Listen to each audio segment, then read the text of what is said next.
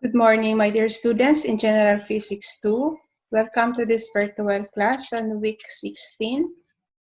At the end of this presentation, you will be able to describe to explain the following: ray optics, reflection from a plane mirror, law of reflection.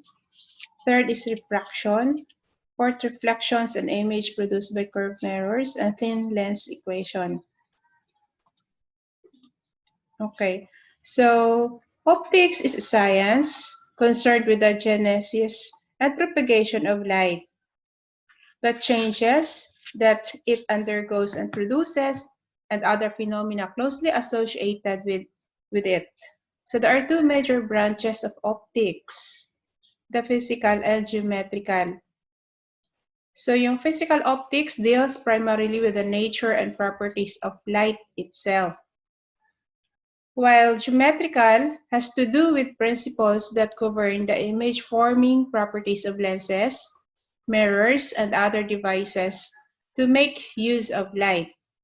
So this is a part of optics dealing with the ray aspect of light, and this is called geometric optics. No? So deals with the ray aspect of light. Originally, the term optics was used in relation to the eye and vision. Later, as lenses and other devices for aiding vision began to develop, so this way are naturally called optical instruments. And the meaning of the term optics eventually became broadened to cover any application of light, even though the ultimate receiver is not the eye, but the physical detector, such as photographic plate or television camera. In 20th century, optical methods came to be applied extensively to regions of the electromagnetic radiation spectrum, so not visible to the eye, such as X-rays, ultraviolet, infrared, and microwave radio waves.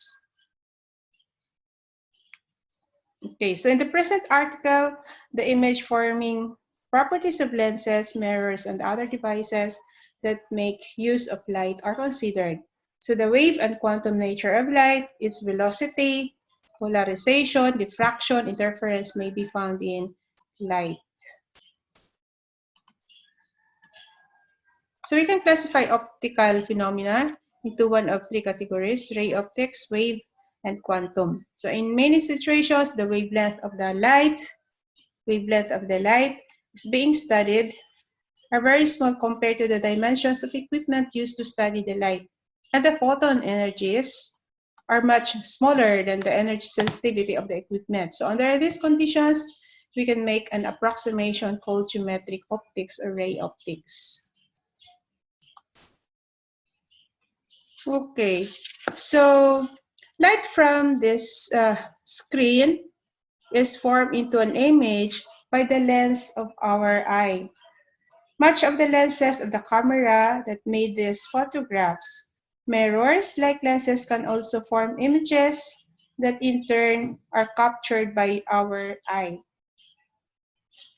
Our lives are filled with light, tama ba? So through visions, the most valued of our senses, light can evoke spiritual emotions, such as when we view a magnificent sunset or glimpse a rainbow.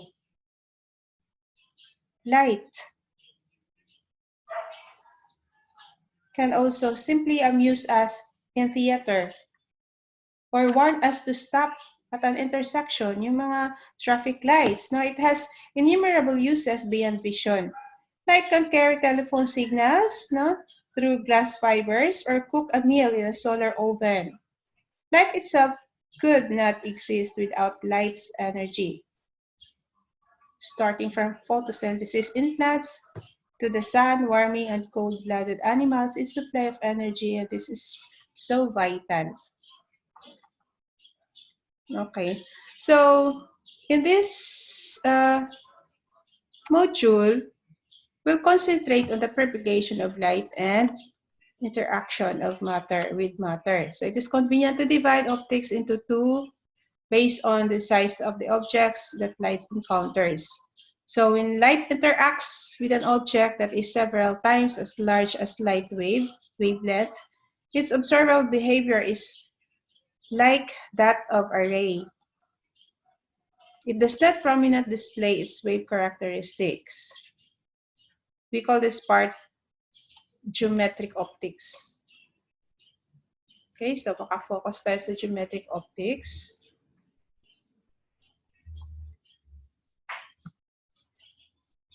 So there are three ways in which light can travel from a source to other location. Again, there are three ways in which light can travel from a source to other location. So first, it can come directly from the source through empty space, as in the figure, from the sun to the earth, no? From the sun to us. So again, it can come directly from the source, empty space such as sun to earth. Second, light can travel through various media, such as air, glass, to the person. No? For example, yung sunlight, tapos passing through glass, passing through air. No? And the third, light can also arrive after being reflected, such as by a mirror. Okay. So, in all of these cases, light is modeled as traveling in straight line. Kaya tinatawag to na rays, no? So light may change direction when it encounters objects.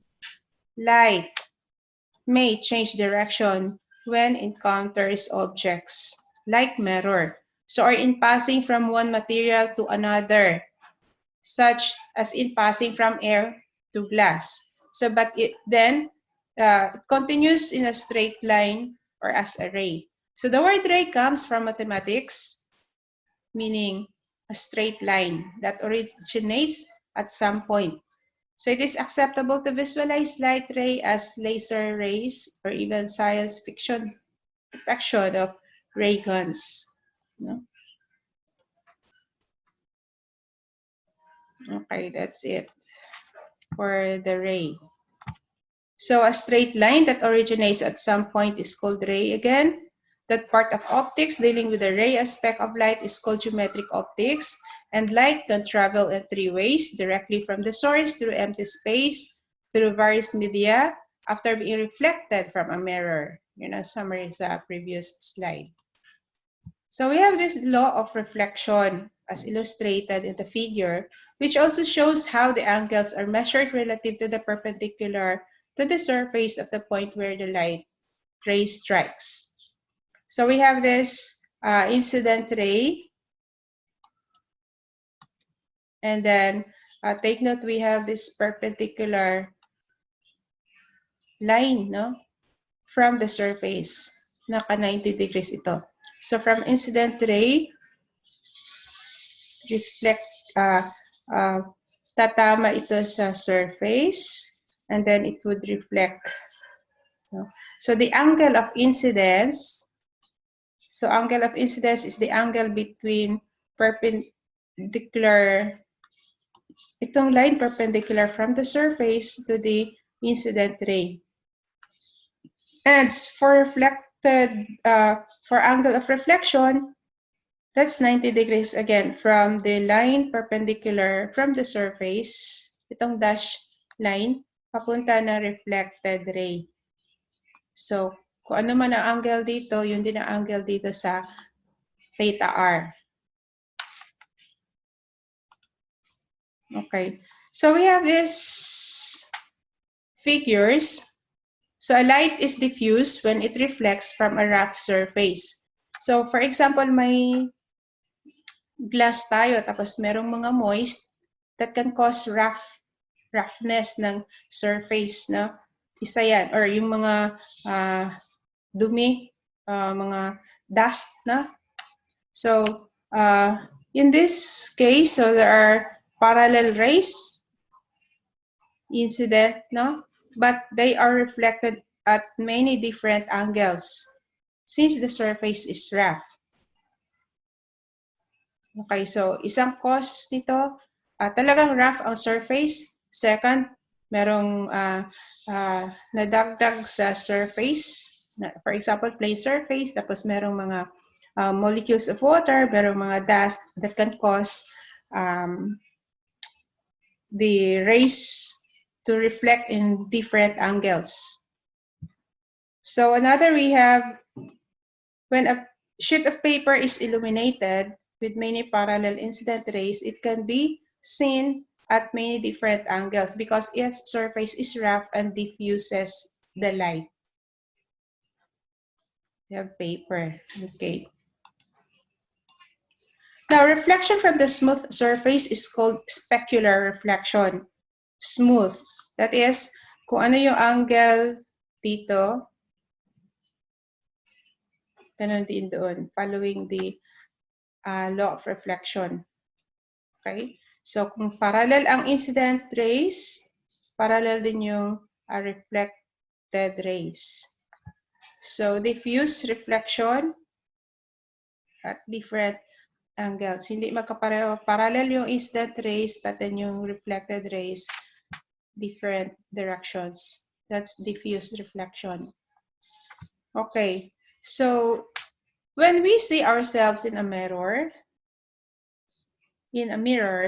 it appears that our image is actually behind the mirror. This illustration in the figure. We see the light coming from a direction determined by the law of refraction. So the angles are such that our image is exactly the same distance behind the mirror as we stand away from the mirror. So if the mirror is on the wall of a room, the image in it are all behind the mirror, which can make the room seem bigger. So, di ba kung sa mga decorations, mas maganda pag merong mirror para malaking tingnan yung room. Although these mirror images make objects appear to be where they cannot be, like behind a solid wall, the images are not figments of our imagination. Mirror images can be photographed and videotaped by instruments and look just as they do with our eyes, with an optical instruments themselves.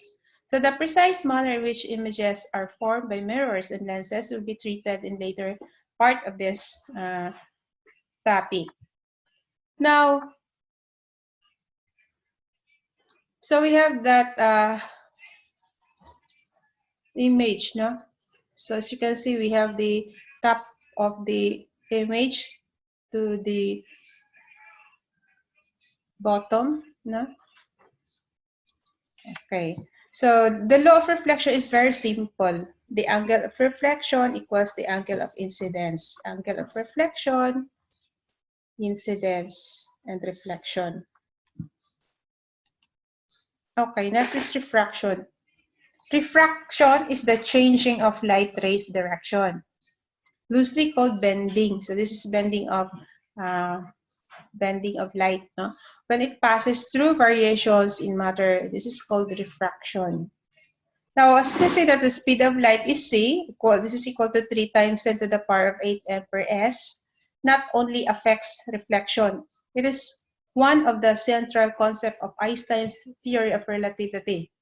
So as the accuracy of the measurement of the speed of light were improved, c, or the speed of light, was found not to depend on the velocity of the source or the observer. However, the speed of light does vary in precise manner with the material it traverses. So these facts have far-reaching implications, as well as we will see in the chapter of relativity.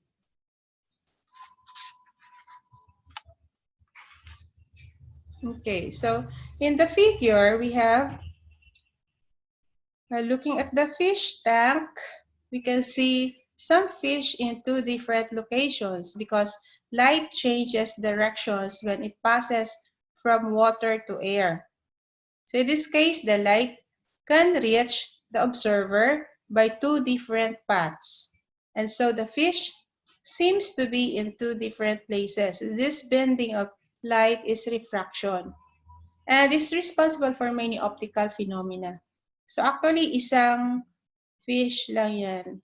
Nakita natin parang dalawa, no? So that's refraction. So the speed of light through matter is less than in vacuum. Again, the speed of light through matter is less than it is in vacuum. So because light interacts with atoms in a material, so the speed of light depends strongly on the type of material, since it interacts with different atoms, like crystal lattices and other substructures varies. So this term index of refraction N of the material to be, we define this index of refraction N to be C over V. So where V is the observed speed of light in the material, and since the speed of light is always less than C in matter and equals C only in vacuum, so the index of refraction is always greater than or equal to 1. Index of refraction is always greater than or equal to 1. So this is N is greater or equal to 1. So in the next slide, nandoon yung table 1 that gives us indices of refraction for some representative substances. So the values are listed for a particular wavelength of light. And this can have important effects such as colors produced by a prism. And note that for gases, N is close to 1.0. The same reasonable since atoms in gases are widely separated and light travels at C in vacuum. So it is common to take N equal to 1 for gases unless great precision is needed. Although the speed of light V in a medium varies considerably from the value C in vacuum. Okay, so ito yung value ng index of refraction at different media. No? So air, carbon dioxide, hydrogen, liquid at 20, benzene, no, ethanol, glycerin, water, and many more. No, this is only a part of the table. So let us solve an example. So calculate the speed of light in zircon, a material used in jewelry to imitate diamond. So sa mga imitation ng diamond, ang ginagamit is zircon. No? The speed of light is V, can be calculated from the index of refraction N of the material used in the equation. So from the equation N is equal to C over V, then we can solve V. So V therefore is equal to C over N. Okay, so given your index of refraction of zircon to be 1.923. Okay, and C is given in the equation. This is speed of light. Alam natin yung speed of light equal to 3 times 10 to the power of, huwag niyong kalimutan ito, 8 meters per second. This is treated constant. So using the formula, so pwede natin i-substitute yung mga given values. 3 to the power of 8. This is exponent. Meters per second. At walang unit ang index of refraction. 1.923. So the answer is 1.56 to the power of 8 m per s. So this is the speed of light in zircon. So this speed is slightly larger than half the speed of light. Larger than half the speed of light because the half of the speed of light is 1.5 to the power of 8. So larger than, kasi meron pang 0.056, ay 0.06, no? And still high compared with speeds we normally experience. So the only substance that has greater index of refraction than zircon is diamond. Okay, so that's it. Okay, so next we have this. The amount of light ray changes its direction depends both on the incident angle and the amount of speed changes. So ano ang factor dito? Depends on the incident angle and the amount of speed changes. So for a ray at a given incident angle, a large change in speed causes a large change in direction. Again, a large change in speed causes large change in direction, and thus large change in angle, direction, and angle. So the exact mathematical relationship is the law of refraction. This is called Snell's law, which stated in the equation. So n1 times sine of theta 1 is equal to n2 multiplied by sine of theta 2, where n1 and 2 are indices of refractions for medium 1 and 2. Theta 1 and theta 2 are angles between the rays and perpendicular to the medium 1 and 2. So the incoming ray is called the incident ray, and outgoing is refracted ray. Incident ray and refracted ray. And associated angle, the incident angle and the refracted angle. So the law of refraction is also, this is called Snell's law, no? In honor of Willibrord Snell in 1621. Okay, so the law of refraction. A changing of a light ray's direction when it passes through various in matter is called refraction. The speed is 3 to the power of 8, speed of light. And index of refraction is given by C over V, where V is the speed of light in material and C is speed of light in vacuum, and N is the index of refraction. So we can use this if one is unknown. So take note, we have indices of refraction N1 and 2 and angles 1 and 2. Example, find the index of refraction for medium 2 in the figure. Assuming medium 1 is air and given the incident angle of 30. And the angle of refraction is 22 degrees. So to solve, we have the index of refraction for air is taken to be 1 in most cases, and up to 4 significant figures, 1.000. So N1 therefore is 1. From the given information, the angle 1 is 30, angle 2 is 22. With this information, the only unknown is N2. So let us use the Snell's law to find N2. So to find N2, so N2 therefore is equal to, copy the members of left side na equation, N1 sine of angle, and then divided by angle 1, divided by sine of angle 2. Okay. So, ito na yung simplified formula ng N2. Next thing is to substitute, where N1 is 1, angle 1 is 30, angle 2 is 22. This is degrees, no? Then use your calculator to find N2.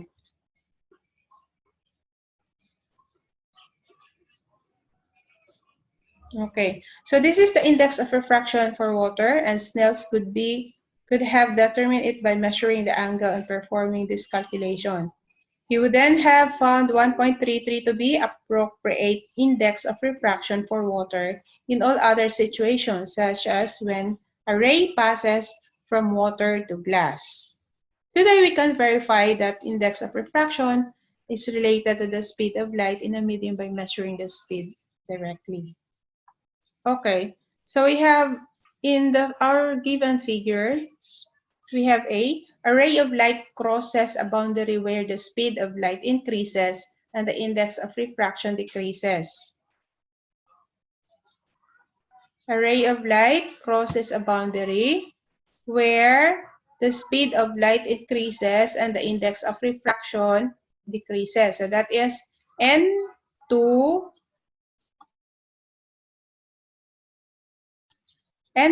is less than N1. N2 is less than N1. Okay, so figure 1. So the ray bends away from the perpendicular. In B, the critical angle V sub C, angle theta sub C, is the one for which the angle of refraction is. Okay. And letter C, the total internal reflection occurs when the incident angle is greater than the critical angle. So the total internal reflection when the incident angle is greater than the critical angle. It's supposed to be. Ito yan. Okay. So this is the equation to find the indices of refraction. Okay, so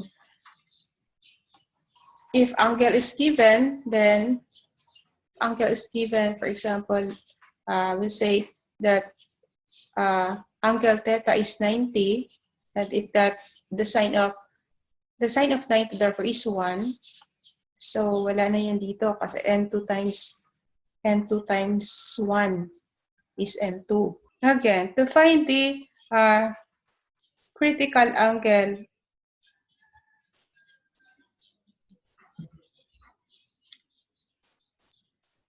so taking theta 2 equal to 90 and sine of theta is 1, then we have this simplified Snell's formula or equation. So when we solve sine of the angle, then this is equal to n2 over n1.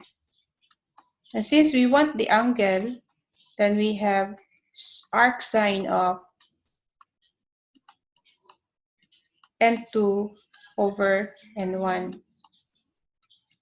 Okay, so arc sine of n2 over n1. So this is for n1 greater than n2.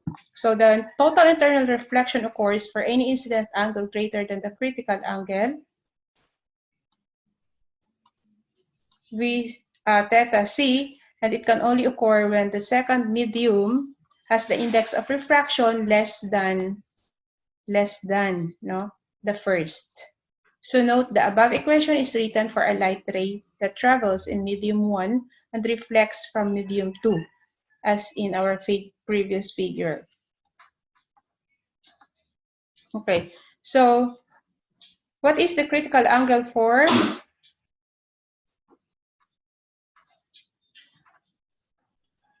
the light traveling in a polystyrene, a type of plastic pipe surrounded by air?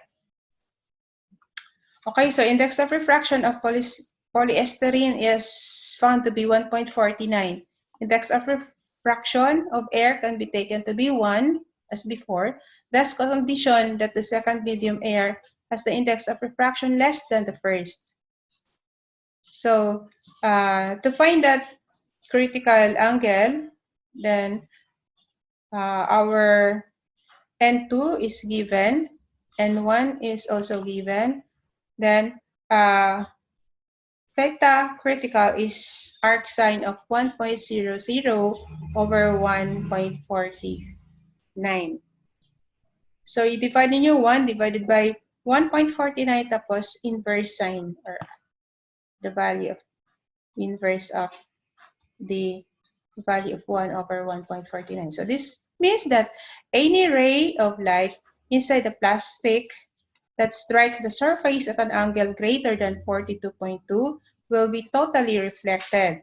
So this will make the inside surface of the clear plastic a perfect mirror for such ray without any need for the silvering used in common mirrors. Okay, plane mirrors and reflection. Mirror is a reflective surface that does not allow the passage of light and instead bounces it off, so thus producing an image.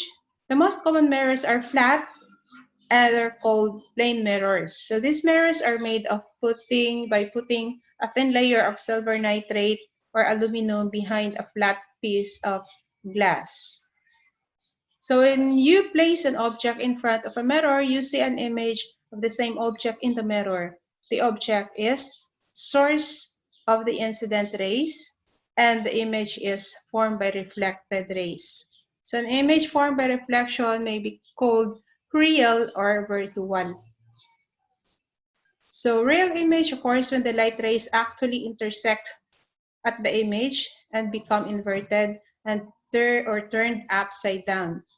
Okay, again, we have a mirror simply made of glass and then coated with silver or aluminum. So the use of glass is simply to flatten, no? Para plain, no? And then may dalawang images na ma-form. We have real image occur when light rays actually intersect at the image and become inverted or turned upside down.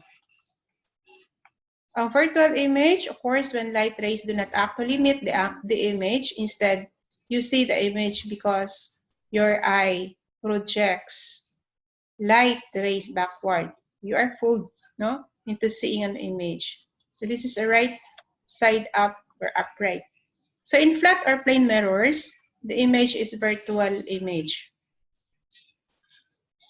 At the same distance behind the mirror as the object is in front of the mirror. The image is also the same size as the object. These images are also partly inverted, which means they have a left-right inversion. So for a ray diagram, we have to draw the plane mirror as a straight line in a principal axis or optical axis. Second is to draw the object as an arrow in front of the mirror. And then draw the image of the object. Place a dot at the point the eye is located. Pick one point on the image and draw the reflected ray. Draw the incident ray for light traveling. And continue for other extreme points on the object. Okay, so we have this concave ray diagram. Concave. So this is a ray diagram of a concave mirror. The steps taken to draw are the same as those in the plane mirror. So we have an object, tapos draw tayo parallel line sa ating optical axis. This is our optical axis. Ito yun, parallel. And then this would reflect by passing through the focus. And then we also have this line, no, from the center. Kung saan yung point of intersection, dyan kayo mag-drawing, yun ang image. Okay, so anong nandun sa concave mirror? First is that converging, and yung image na makikita is real image and is inverted. As you can see, yung arrow pa down, no? Image in front of mirror. Second is the convex mirror. So sa convex mirror, we have the object and then draw parallel to that optical axis, then passing through the center. Now, kasi naka-convex ito, this would bend at this point papunta doon sa focus, no? And then passing through, meron tayong passing through center, and then another parallel line, and this is our image. So for convex mirror ray diagram, a convex mirror with 3 rays drawn to locate the image. Each incident ray is reflected according to the law of reflection, and the reflected rays diverge. If the reflected rays are extended behind the mirror, then their intersection gives the location of the image behind the mirror. For a convex mirror, the image is virtual and upright. Virtual ang image and then upright. So, summary sa properties of convex mirror: diverging, virtual ang image, upright, image behind the mirror. Okay, we have this magnifying class. Now, this is an example of an application of convex lens. So, merong mga mirrors, mga lenses na maka-demagnify, may maka-magnify. So, yung mga applications, cameras, compound microscope, telescopes, principle of diffraction is applied, no? Sa mga interference and optical fiber. Thin lenses and ray tracing. So we have ray tracing is the technique of determining the path light rays take. Often thin lenses, the light ray bending only once. So it is assumed that there is bending once, no? So we have an image formation with thin lenses. Ray tracing is used to locate the image formed by a lens. Okay, so rays originating from the same point on the object are traced. The 3 chosen rays each follow one of the rules for ray tracing so that their path are easily determined. The image is located at the point where the rays cross or intersect, and this case a real image, one that can be projected on a screen, is formed. So again, this is our object, and then let's draw parallel, and then there is bending of light, no? But then pagdating dito, this would pass through the focus. And then yung center dito is nasa center ng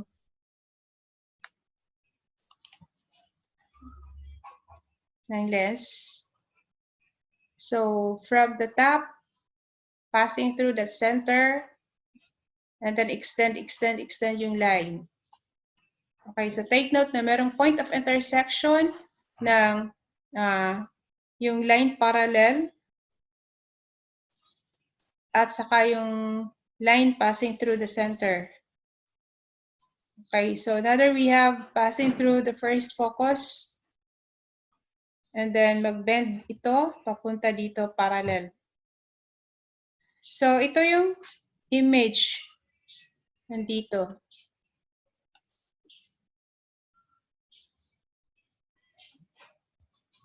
Okay, so take note that we have DO and DI. So DO is the distance from the image papunta dito sa center ng lens, and DI dito sa second, yung image na form, real image, no? And height O and height I. So let us see kung ano ang relationship between D and H. Okay, so a thin lens equation is given by this. So that we have ratio of image height to object, HI/HO, as the magnification M. The magnification is related to D sub O, D sub I, HO, and HI by the equation. So in some cases, both of these equations are referred to together as thin lens equations. The thin lens equation are broadly applicable to all situations involving thin lenses and thin mirrors. So the term magnification is the apparent enlargement of an object in an image. Demagnification is the term na pinapaliit yung object. Okay. So we have this figures. We have a thick converging lens. Thick converging lens, itong yung ginamit natin sa previous slide. We have the diagram of positive converging lens. The lens maker's formula relates the radius of curvature, radii, no? And the index of refraction of the lens, thickness of the lens, and the focal length. So if the lens is this is called biconvex. So a beam of light traveling parallel to the lens axis and passing through the lens will be focused on the spot of the axis. So kung dito yung image, no, passing through this biconvex papunta sa focal point. So in this case, the lens called positive or converging lens. The biconcave, on the other hand, a beam of light passing through the lens is diverged or spread. So as you can see, no, thin ang nasa middle part. Lens is called negative or diverging lens. So kung meron na dito image, then it will pass through and reflected papunta out. So pareho dito, no? From this line, diverge, no? So negative diverging lens, diagram of a negative diverging lens, the lens maker formula relates the radii of curvature, the index of refraction of the lens, and thickness of lens, and of focal length.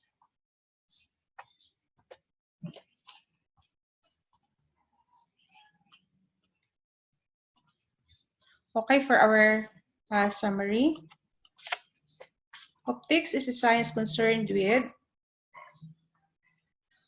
the genesis and propagation of light, the changes that it undergoes and produces, and other phenomena closely associated with it. There are two major branches, the physical optics and geometrical optics.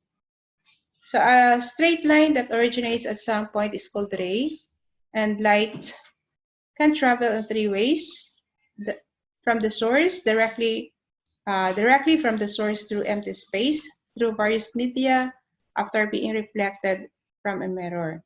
So angle of reflection equals angle of incidence. A mirror has a smooth surface and reflects light at specific angles. Light is diffuse when it reflects from a rough surface. Mirror images can be photographed and videotaped by instruments. And angle of reflection, again, equal to incidence. Mirror has a smooth surface. And okay, so changing of light ray direction, loosely called bending, when it passes through variation in matter and is called refraction.